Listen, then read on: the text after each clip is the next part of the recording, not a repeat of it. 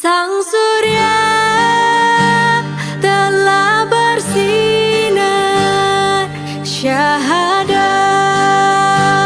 dua melingkar, warna yang hijau berseri membuatku rela hati.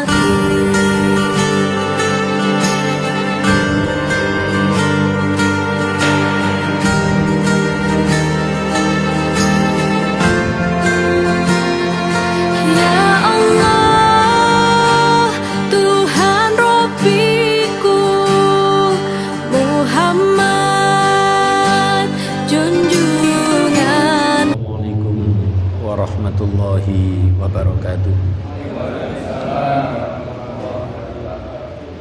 Bismillahirrahmanirrahim. Alhamdulillahirabbil alamin. Wassalatu wassalamu ala asyrafil anbiya wal mursalin nabiyina Muhammadin wa ala alihi wa ashabihi ajmain, amma ba'du. Bapak Ibu sekalian yang saya hormati, ada dari Majelis Tablek, ada pimpinan cabang Muhammadiyah Jenuh, ada pimpinan Aisyah, ada pimpinan ranting, dan seluruh anggota yang pada kesempatan ini bisa hadir bersama-sama dalam kegiatan pengajian rutin.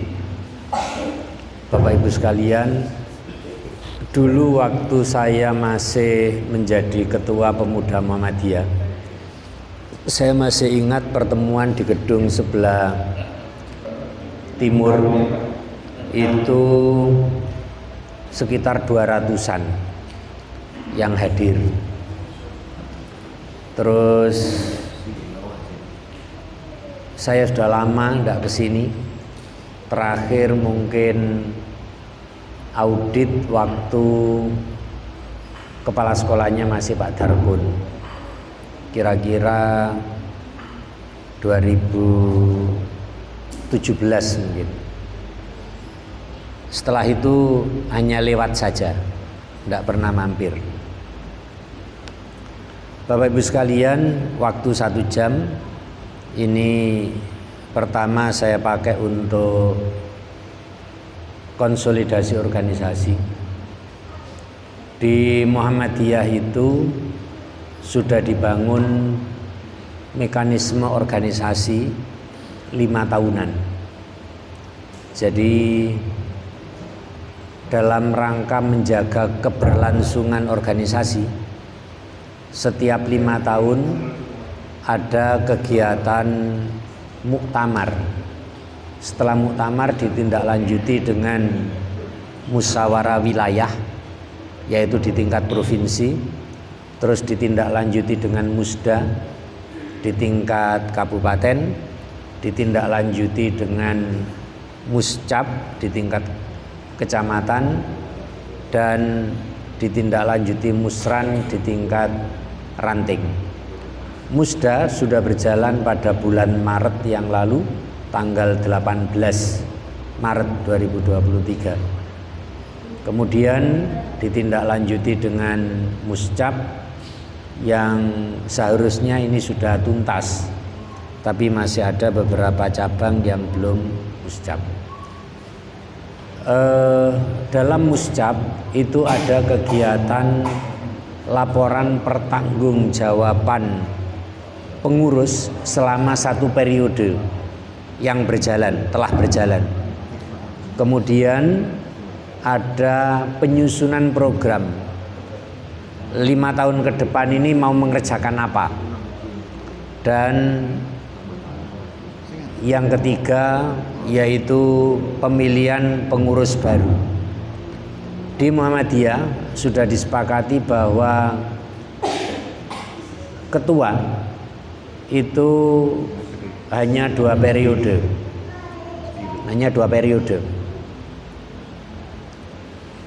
Kenapa hanya 2 periode? Dalam rangka menjaga keberlangsungan Muhammadiyah di daerah itu. Sebab kadang-kadang kalau sudah lama gitu itu stagnan. Jadi kurang ada dinamika pergerakan organisasi. Biasanya setelah muscap, nah itu terus giat, banyak berinovasi untuk mengembangkan organisasi dalam rangka dakwah amar ma'ruf nahi mungkar untuk mewujudkan masyarakat Islam yang sebenar-benarnya. Nah, untuk itu di Jenu harapannya adalah segera untuk ikut menyusul cabang-cabang lainnya, yaitu melaksanakan musyawarah cabang baik Muhammadiyah maupun Aisyah, sehingga akan terpilih kepengurusan periode 2022-2027. Dengan begitu insya Allah akan terjadi penyegaran kembali di dalam mengurus organisasi, karena sudah diupdate setiap 5 tahunan. Bapak Ibu sekalian, waktu saya hanya tinggal 45 menit. Pada kesempatan ini saya tidak menjelaskan tentang kaitannya puasa di bulan Muharram, tetapi saya akan membahas yang lain. Ketika ditanya Pak Adi, Pak temanya apa? Saya belum ketemu. Temanya belum ketemu, wong ditbel. Pak Sofa besok bisa ngisi. Siap? Nggak taunya barengan dengan rapat PDM, tapi sudah kadung siap ya berangkat saya gitu. Jadi rapat PDM-nya tadi saya izin untuk tidak hadir.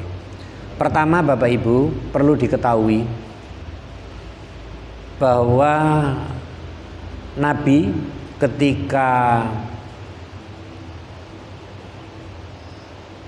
berdakwah di Mekah itu hasilnya terlalu kecil dalam masa sekitar 13 tahun, terlalu sedikit hasilnya. Maka ada perintah untuk melaksanakan apa Bapak Ibu? Melaksanakan hijrah. Kemana? Ke Madinah.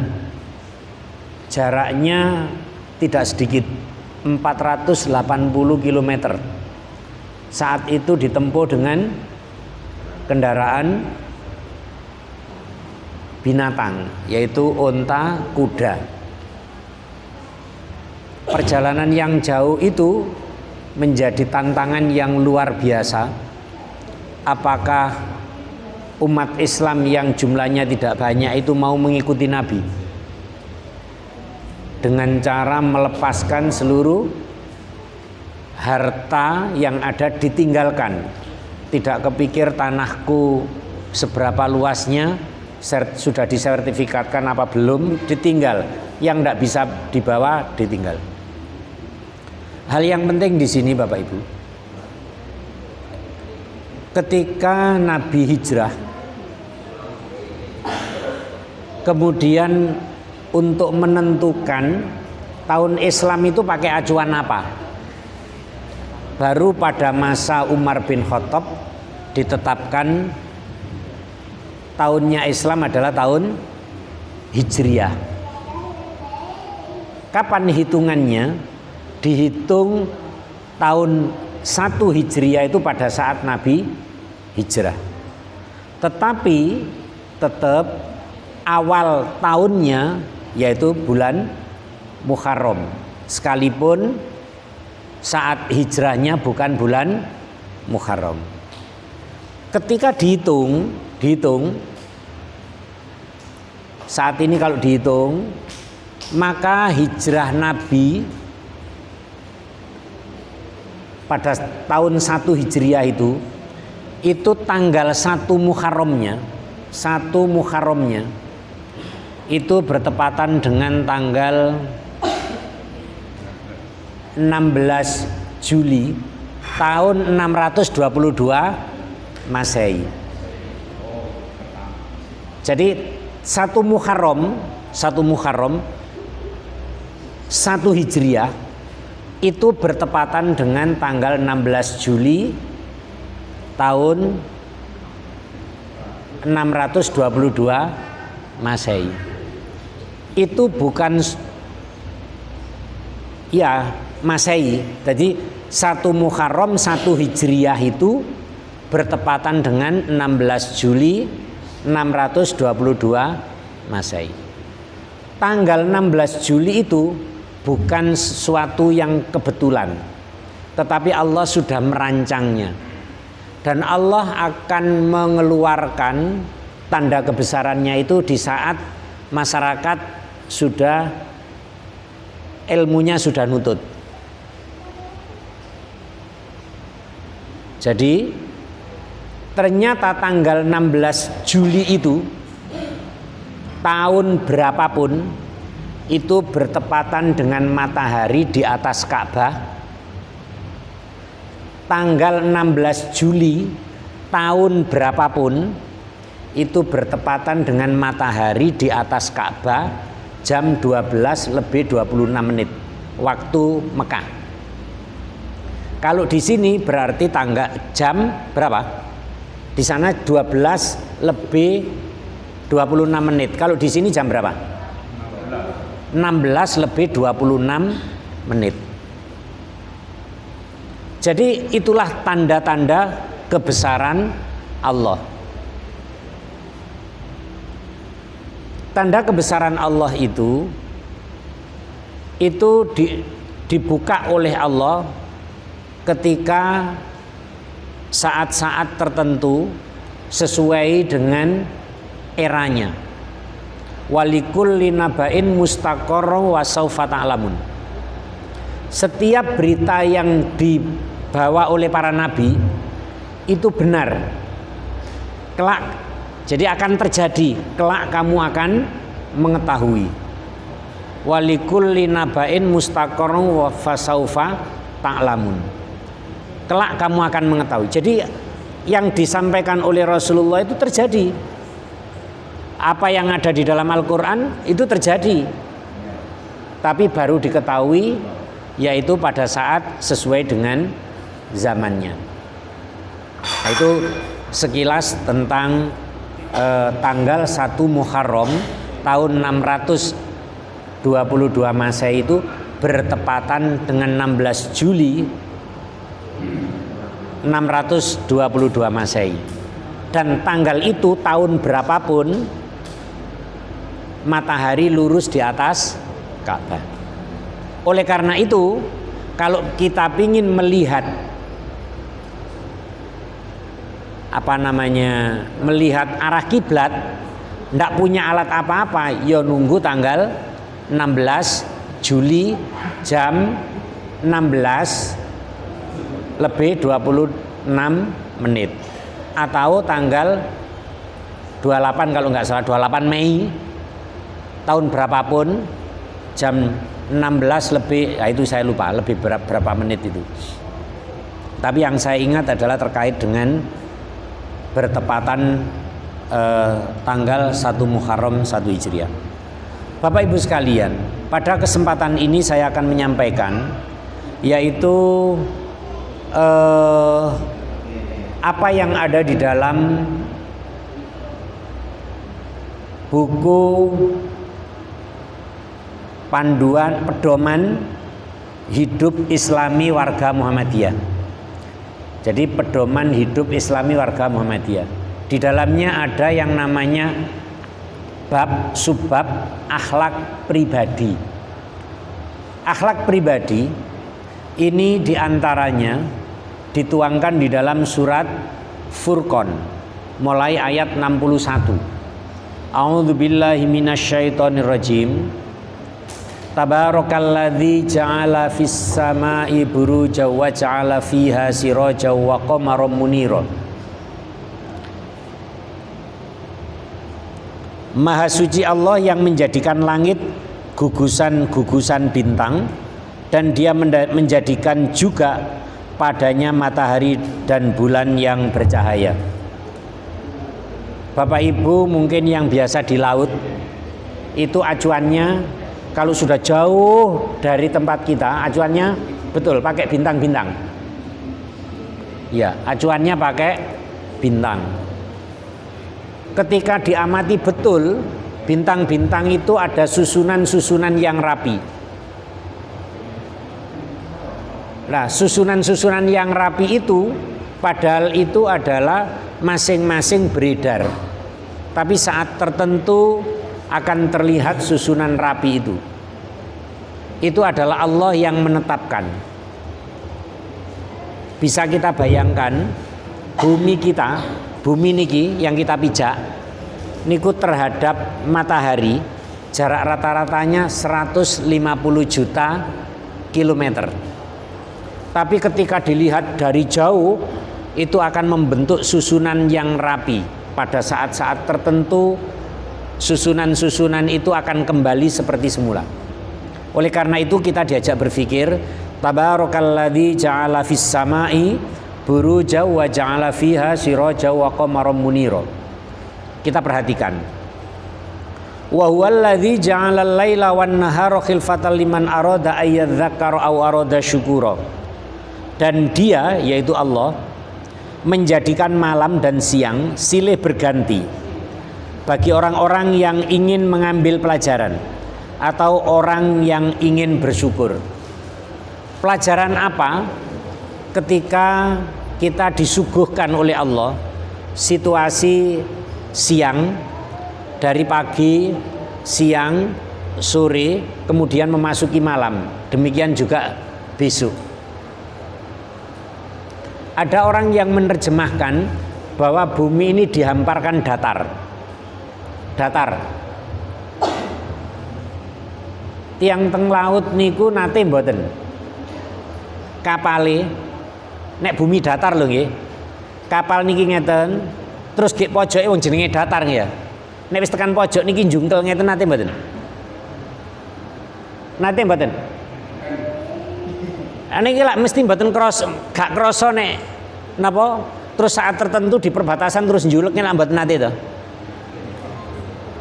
Lah padahal kalau diteruskan kan ndak ada habisnya. Akhirnya nek niki ngalor terus akhirnya balik ketemu teng pundi? Teng daerah Trenggalek mriko. Mubeng. Itu menunjukkan apa? Bumi kita itu bulat. Pelajaran yang bisa kita ambil, satu, bumi bulat. Yang kedua, bumi kita itu berputar pada porosnya. Satu kali putaran ngeten iki. Ketika posisi kita ini jadi matahari relatif diam, kita berputar dari timur ke barat. Ketika lurus dengan matahari, kita berarti pas berhadapan dengan matahari. Ketika sore, berarti matahari di atas sana, kita di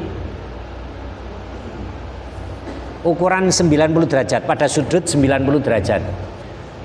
Ketika kita di posisi paling bawah, yaitu pada malam, puncaknya malam, berarti kita dengan matahari berlawanan pada ukuran sudut 180 derajat. Nah, itu ada pelajaran bahwa bagi orang-orang yang berpikir itu menunjukkan satu, bumi bulat, yang kedua, bumi itu berputar pada porosnya.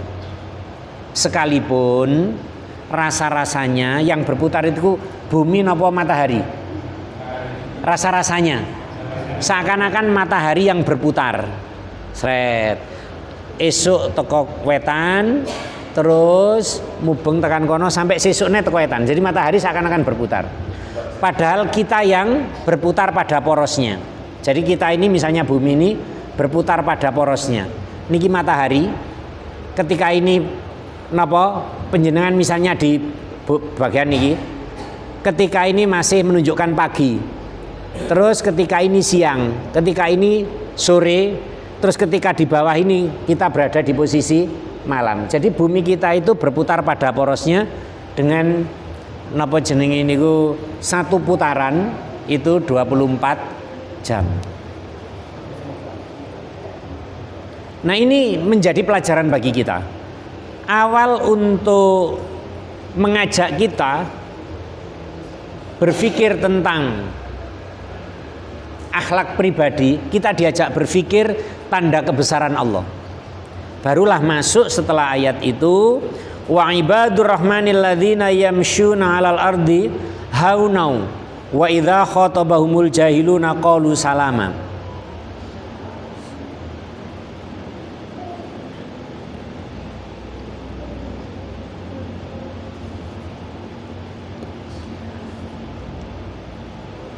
Dan hamba-hamba Tuhan yang maha penyayang itu, hamba-hamba Tuhan yang maha penyayang, kita itu adalah hamba-hamba Allah, hamba Tuhan yang maha penyayang, kita itu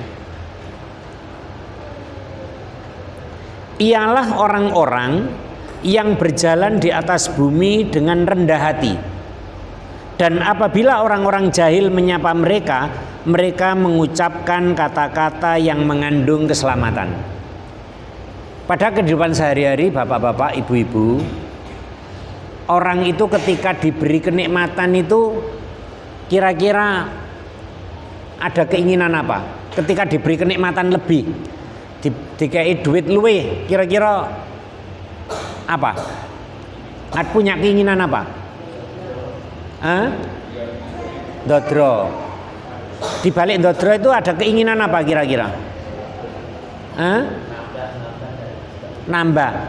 Motivasinya nambah itu apa? Tuku mobil, tuku pakaian, tuku ini. Motivasinya apa? Senang saja? Mosok seneng tok? Ingin menunjukkan mobilku baru, pakaianku baru, mobilku keren, pakaianku belinya di Mekah sana. Ini pingin, ada rasa ingin menunjukkan. Nah, oleh karena itu kita diingatkan, hendaklah kita berjalan di muka bumi itu dengan rendah hati. Biayanya besar. Mohon maaf, saya pernah dengar dari ibu-ibu, mohon maaf ibu-ibu ya, kalau salah ya. Jadi ada resepsi, sekarang pakai pakaian ini, besok seminggu lagi ada resepsi. Pede ndak? Percaya diri ndak pakai pakaian yang sama? Wis gak pede, kudu ganti. Baru kalau sudah lama kira-kira wong wis lali lagi dinggone. Gitu. Itu ada perasaan itu. Ada juga orang yang diberi kenikmatan lebih. Diberi kenikmatan lebih. Ingin kelihatan keren. Mobilnya itu diberi nomor seri S0FA. Apa? S0FA. Sofa. Rasanya beda. Saya nyetir pakai mobil dengan nomor seri S0FA dengan nomor seri sembarang, beda. Sekalipun itu harganya, ada yang pernah tahu mobil dengan nomor seri angka 1 sampai berapa? Gak oleh dhisik. Saiki sampai 20 juta itu. Misalnya saya nama saya itu Siva gitu. Kalau S0FA itu enggak boleh. Siva S1FA. Itu 20 juta itu. Mau hanya kepingin, wah mobilnya keren. Mahal itu. Aduh, pingin yang lebih murah lagi. S50FA. Apa bunyinya? S50FA. S sofa. Pingin lebih murah sedikit 10 juta. 150FA. Si sofa. Ada orang yang pingin S121TI. Napa? Mergo duwe Sriti. Jadi S12 dadi R1TI, Sriti. Itu bagian dari ingin mendapatkan salah satunya loh ya, mohon maaf, salah satu ingin mendapatkan tanggapan. Kalau sudah begitu, kadang-kadang dengan kanan kirinya sudah jalannya berbeda. Mungkin sudah tidak lagi menyapa. Gitu.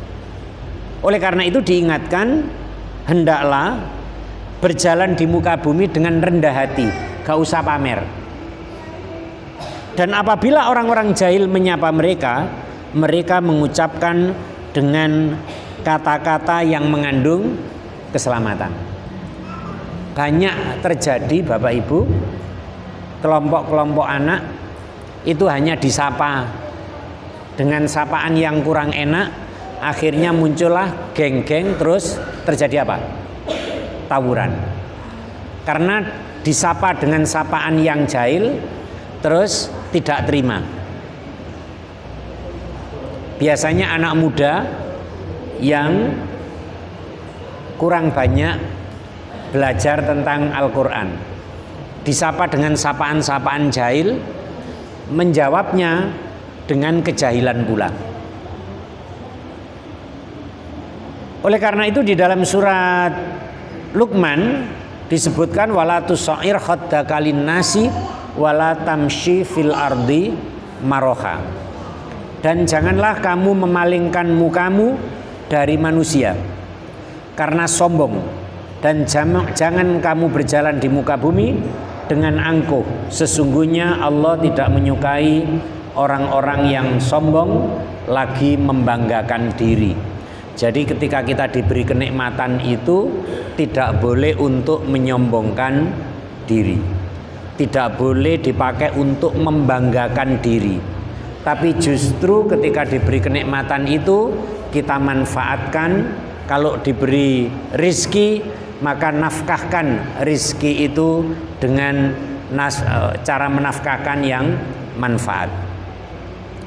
Kemudian berikutnya yaitu ayat 64, walladzina yabituna lirabbihim sujjada wa qiyama.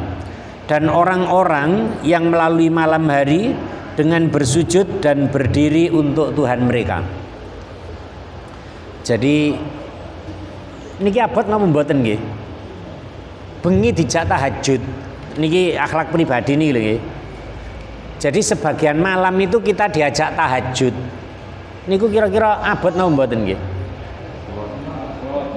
Lah justru sing abot niku sing nglakoni niku mendapatkan derajat yang tinggi. Wa minal laili fatahajjat bihi nafilatalak. Asa ayyab'asaka rabbuka maqaman mahmuda. Jadi Bapak Ibu, kita dianjurkan dan pada sebagian malam hendaklah kita bersembahyang tahajud sebagai suatu ibadah tambahan.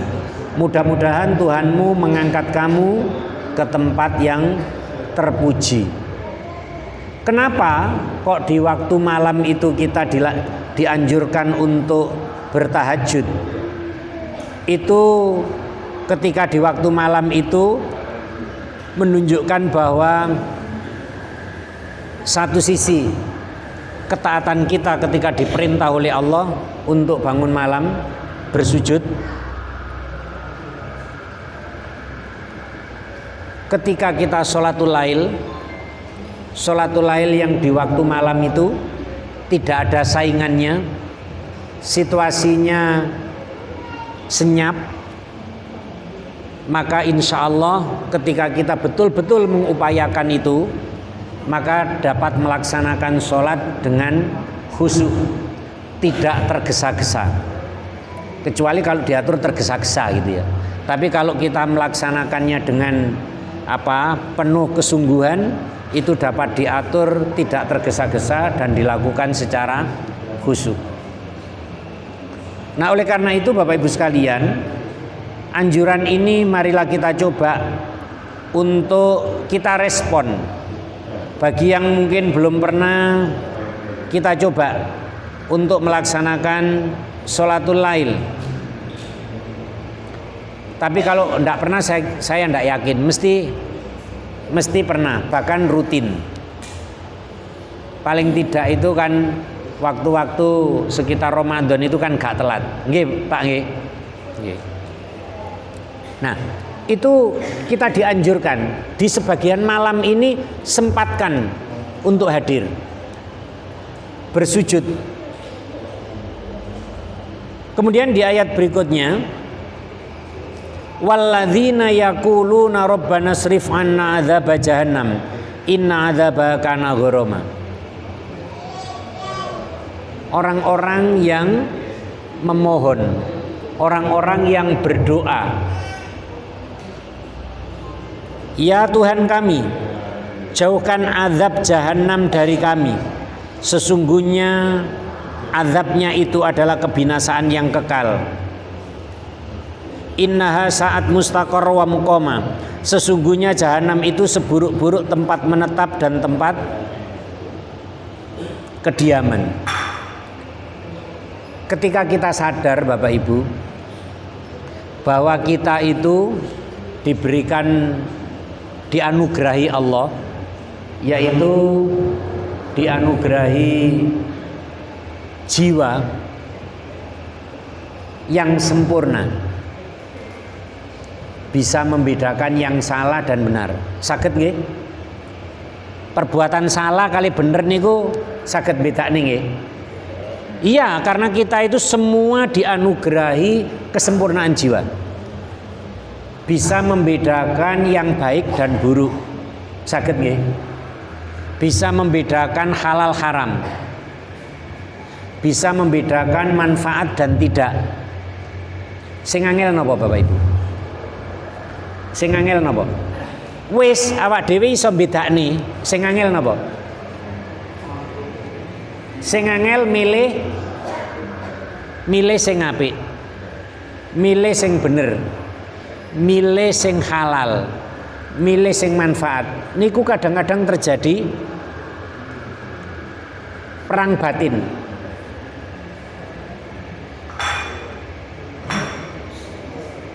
Ketika kita diberi kemampuan membedakan itu tidak mesti karena kekuatannya sama. Kekuatan untuk memilih yang benar dan memilih yang salah itu kekuatannya sama. Maka qad aflahaman zakkaha. Beruntunglah orang yang mensucikan jiwanya, dapat melawan hawa nafsu. Wa qad khaba man dassaha. Dan rugilah orang yang mengotori jiwa itu. Nah, oleh karena itu, ketika di malam hari ini kita mengoreksi diri, muhasabah. Seharian kemarin mulai bangun itu pekerjaan-pekerjaan yang kita lakukan yang salah, yang tetap kita lakukan itu ada ndak? Pekerjaan-pekerjaan yang tidak baik ada ndak kita lakukan seharian mulai bangun sampai tidur kembali.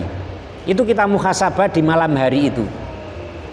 Mungkin akan kita jumpai satu perbuatan yang kurang baik, satu perbuatan yang haram, satu perbuatan yang tidak manfaat. Maka apa yang kita lakukan ketika menjumpai itu? Apa Bapak Ibu? Ketika kita waktu malam setelah sholat tahajud, kemudian kita mencoba melihat kembali apa yang kita kerjakan mulai bangun sampai akan tidur, masih segar dalam ingatan. Terus kalau kita menjumpai sesuatu kesalahan, apa yang kita lakukan? Napa? Istighfar, mohon ampun. Ketika kita sadar itu kita melakukan kesalahan, terus kita mohon ampun. Kok enak ya? Nggih, tambah enak ya. Terus kita memohon ampun. Tindak lanjutnya setelah mohon ampun apa? Tidak mengulang kembali. Kan ngoten nggih? Tobat. Nek wis tobat kira-kira apa yang dampaknya tobat? Dampaknya mau bertobat? Dampaknya bisa meninggalkan perbuatan-perbuatan yang salah, yang haram, yang tidak baik. Terus hati rasanya bagaimana? Menjadi tentram. niku dijelaskan di dalam surat Hud, surat nomor 11 ayat 3. Wa anistaghfiru rabbakum, dan bersegeralah memohon ampun kepada Tuhanmu. Summa tubu ilai, kemudian bertobatlah kepadanya. Yumattikum mata'an hasanan ila ajalim musamma. Itu janji Allah. Ketika kita mengetahui ada pekerjaan-pekerjaan yang kita lakukan itu tidak benar, tidak baik, haram, tidak manfaat, terus kita muhasabah di situ, menemukan itu, kita beristighfar, ya Allah, ampuni saya ya Allah, kemarin saya melakukan ini, dan beri kekuatan saya ya Allah untuk tidak mengulang kembali. Getun, tidak mengulang kembali. Maka jika itu kita mau beristiqomah, yumattikum mata'an hasanan ila ajalim musamma, Allah akan memberikan kenikmatan yang baik terus menerus pada sampai waktu yang ditentukan. Ada yang menjelaskan sampai ajal tiba, waktu yang ditentukan itu. Wa yu'ti kulladzi fadlin fadla, dan Allah akan memberi keutamaan-keutamaan yang kita lakukan itu balasan keutamaannya. Itu dijamin. Nah, karena kita juga pernah melakukan kesalahan, kita juga berdoa, Rabbana srif anna adzaba jahannam inna adzabaha kana gharama. Jadi dalam ayat tadi, walladzina yaquluna rabbana srif anna adzaba jahannam inna adzabaha kana gharama innaha sa'at mustaqarra wa muqama. Ya Allah, sungguh jahanam itu seburuk-buruk tempat menetap dan tempat kediaman. Jauhkan saya ya Allah dari azab jahanam. Terus kita ikuti dengan tobat. Tobat berarti hari besoknya tidak mengulang lagi. Malam muhasabah lagi setelah sholat, kita berdoa lagi, Rabbana srif anna adzaba jahannam inna adzabaha kana gharama. Dipakai untuk mewarnai kehidupan sehari berikutnya. Terus begitu, maka ketentraman tiba. Allah memberikan kenikmatan yang baik itu sehingga terus menerus, karena kita juga berupaya itu. Dan setiap keutamaan yang kita lakukan akan diberikan balasan oleh Allah Subhanahu wa ta'ala. Cuma kelemahannya kadang-kadang napa Bapak Ibu? Kelemahannya napa? Mboten saged istiqomah. Kadang-kadang kalah karo hawa nafsu. Nggih, kadang-kadang kalah. Rasanya kok gak tahu dosa kok gak enak yo ngono. Rasanya kok gak tahu dosa kok gak enak ngono, terus nyoba titik dosa ngono. Bareng nyoba titik sesuk dibaleni neh kebablasen, wis lali gak tahu muhasabah, lali gak istighfar, kebablasen. Itu. Kemudian di ayat berikutnya yaitu ayat 67, walladzina idza anfaqu lam yusrifu wa lam yaqturu wa kana baina dzalika qawama. Ciri dari hamba yang maha rahman, yang maha penyayang itu diantaranya adalah orang-orang yang apabila membelanjakan harta, mereka tidak berlebihan, tidak boros, dan juga tidak kikir. Dan adalah pembelanjaan itu di tengah-tengah antara yang demikian itu. Jadi yo gak boros, yo tidak kikir. Kadang ada orang yang membelanjakan harta itu boros banget. Jadi dikai gaji piro entek. Dan tidak manfaat. Tetapi juga tidak kikir. Maka belanjakanlah di antara keduanya, menafkahkan harta nih gitu. Terus Pak Yoto, kita itu punya uang banyak, selama belum kita pakai itu bukan selama belum kita nikmati itu bukan uang kita. Duit, saya misalnya punya uang 1 miliar, saya letakkan di bank.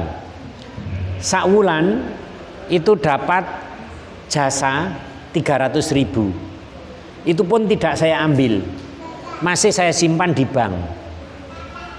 Itu berarti bukan uang saya. Buktinya apa? Ketika saya tinggal mati, saya belum bisa menikmati.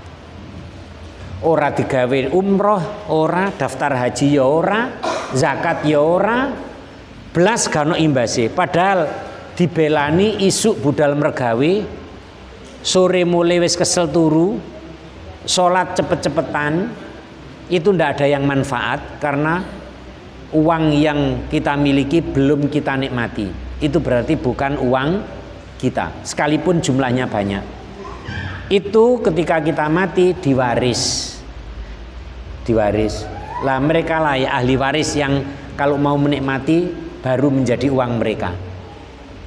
Nah oleh karena itu ketika kita diberi rizki, segeralah sisihkan untuk kemanfaatan diri kita. Ciri orang bertakwa itu alladzina yunfikuna fis-sarra'i wad-dharra. Napa niku? Cirine wong bertakwa niku yaitu orang-orang yang menafkahkan hartanya pada saat apa? Pada saat lapang dan sempit. Wong diarani sempit niku nek duwite pinten? Wong niku diarani sempit, rezekine sempit niku nek duwe duit pinten? Ya saitik banget. Kadang digawe mangan niku kurang. Niku sempit, tapi orang itu masih bisa bersedekah. Wonten contoh. Niki bolak-balik kula damel motivasi niki. Nate pireng Pak Kasan tiang Klaten. Pak Kasan tiang Klaten. Nate didalaken teng TV yo. Tukang becak. Tukang becak wong Klaten, jenenge Pak Kasan. Namanya tukang becak niku kira-kira penghasilannya sedina maksimum pinten nggih? 250. 50 ya. Angsal 50 kotor jian. 50 iku jek kotor, urung kalong bensin. Durung kalong mangan rokok barang. Lah niku beliaunya masih pingin bersedekah, pingin ada manfaat pada dirinya. Apa yang dia lakukan? Wong duit 50 mau durung gawe tuku bensin, durung gawe tuku rokok, gawe mangan anak bojone, gawe bayar SPP anake. Maka apa yang bisa dia lakukan? Dia menggratiskan siapapun yang naik becaknya pada hari Jumat. Dia ngambil satu hari Jumat, siapapun yang naik becaknya gratis. Itu maksudnya dalam keadaan sempit, posisinya sempit. Suatu ketika Allah ingin membuka rizki itu. Bu Marto naik becaknya Pak Kasan. Oke, ini bisa ono gelang-gelang. Kira-kira lho nek dibayangin niku kene gelange iku ya akeh. Kiwa tengen. Begitu sudah diantarkan sampai tempat tujuan, ditanya, Pak, berapa ongkosnya? Bu, maaf, siapapun yang naik becak saya hari Jumat gratis. Gak bedodok atine. Atine Bu Marto gak bedodok kira-kira. Lho wong atase tukang becak wae dibayari ora gelem, awas ke. Kira-kira begitu. Beberapa Jumat berikutnya nyoba naik lagi yang lebih jauh. Setelah sampai tujuan, Pak, berapa ongkosnya? Mohon maaf Bu, siapapun orang yang naik becak saya hari Jumat gratis. Wis pusing.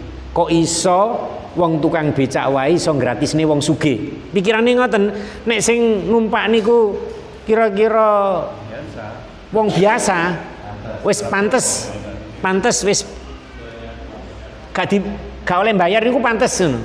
Lah niki wong sugih kok mbayari ora diterima. Wis Pak aku tolong terno nang omahe sampean. Bareng diterno nang omahe yo elek. Wong tukang becak wae ngoten. Ternyata elek. Disitulah cara Allah membuka pintu rezeki yang sangat luas. Pak Kasan dan Bu Kasan ditawari diberangkatne haji. Purun apa mboten kira-kira Pak Kasan? Jenengan ini tenanan apa mboten kan ngono jawabannya. Sungguhan itu. Jadi Allah ketika membuka wayarzuqhu min haitsu la yahtasib, Allah memberi rezeki itu dari arah yang tidak disangka-sangka. Tergantung seberapa kita dalam mengikhlaskan kemanfaatan itu. Gitu. Nek dipikir-pikir nek sakniki Bapak Ibu, sakniki niki pingin haji cepet-cepetan niku nek dadi petugas niku bondone 96 juta. Petugas loh ya. Lah nek mboten petugas haji plus niku sekitar 350, 2 tahun budal. Atau sekitar setahun budal. 350. Wong loro ayo 700 juta ngono. Nah, jadi ketika Allah pingin buka rezeki itu siapapun tidak ada yang bisa menghalangi. Nah kemudian ini saya loncati langsung ke di ayat 70 ayat 72. Ciri dari hamba yang Maha Rahman itu walladzina la yashhaduna zur, yaitu orang-orang yang tidak menjadi saksi palsu. Orang-orang yang tidak memberikan persaksian palsu. Dan apabila mereka bertemu dengan orang-orang yang mengerjakan perbuatan-perbuatan yang tidak berfaedah, mereka lalui saja dengan menjaga kehormatannya. Jadi Bapak Ibu seringkali di dalam persidangan-persidangan itu banyak pihak yang menginginkan menguji kita menjadi orang yang tidak jujur, diuji hanya kepentingan-kepentingan dunia. Al-Quran sudah menjelaskan ciri hamba yang Maha Rahman itu adalah orang-orang yang tidak menjadi saksi palsu. Dan apabila diajak atau bertemu dengan orang-orang yang mengerjakan perbuatan-perbuatan yang tidak berfaedah, dia tetap menjaga kehormatannya. Dijak perbuatan sing gak faedah, dia mirih, tidak ikut nimbrung di dalamnya. Lah padahal kadang-kadang orang itu sungkan, Arab gak melok itu sungkan. Lah ini ndak, tetap menjaga kehormatannya. Itu. Kehormatan baik di depan manusia, apalagi di hadapan Allah. Walladzina idza dzukiru bi ayati rabbihim lam yakhiru 'alaiha summa wa umyana. Dan orang-orang yang apabila diberi peringatan dengan ayat-ayat Tuhan mereka, mereka tidaklah menghadapinya sebagai orang yang tuli dan buta. Jadi kalau dibacakan ayat-ayat Al-Qur'an, dibacakan hadis-hadis Nabi, di sana ada perintah-perintah, ada larangan-larangan, niku ono bedane antara ning ngrungokne karo orang. Tidak menghadapi seperti orang yang tuli dan buta. Nek orang tuli diwacakne niku ya bar diwacakne ya padha, gak ono perubahan.